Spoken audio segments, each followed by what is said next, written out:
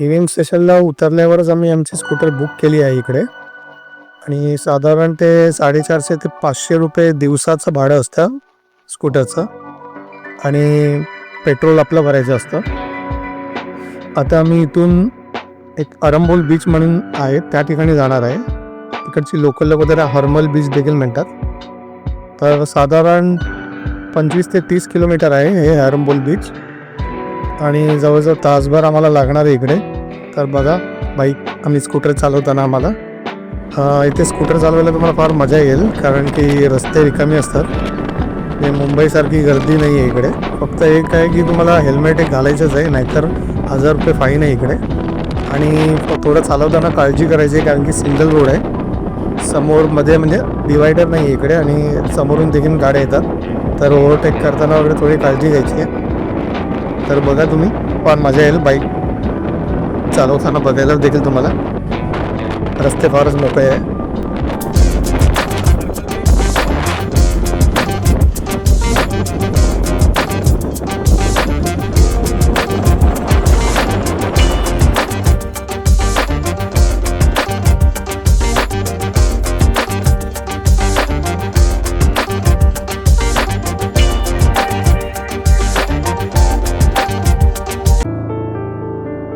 अरंबोल beach जवळच आम्ही hotel book केलं आहे इकडे आणि साधारण 1000 ते 1200 रुपये दिवसाचं भाडं असतं या हॉटेलमध्ये.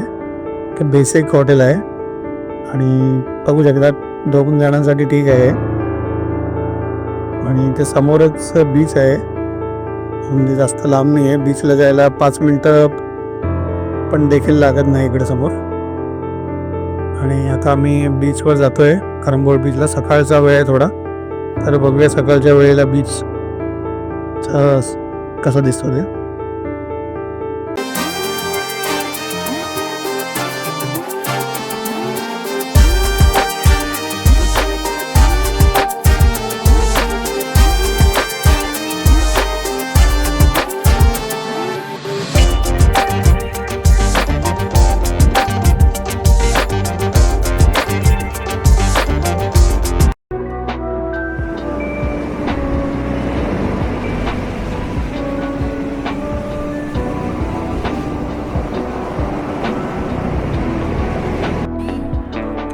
गोव्यामध्ये आता कुठच्याही तुम्ही बीचवर जा तर पहिल्यापेक्षा गर्दी वाढत चालली आहे आणि काही बीचवर तर भरपूर असते गर्दी.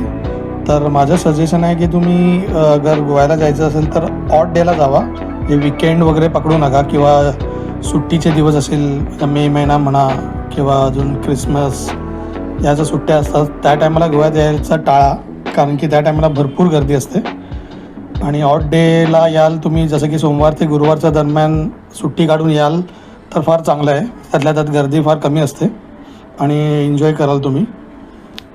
संध्याकाळी आम्ही या बीचवर आलो आणि भरपूर गर्दी होती. आम्ही जास्त वेळ थांबलो नव्हतो, पण नंतर आम्ही रात्री या बीचवर आलो आणि फारच मजा आली इकडे.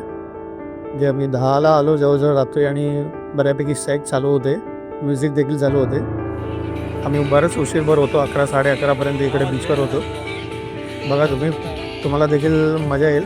हे नाईट लाईफ फार चांगली आहे इकडची.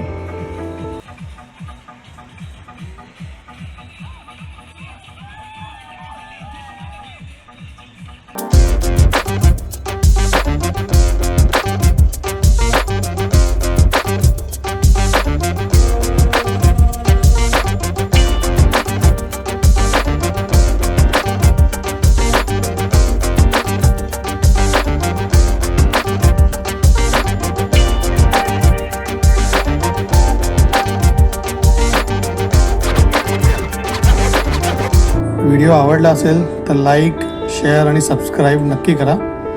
थँक्यू.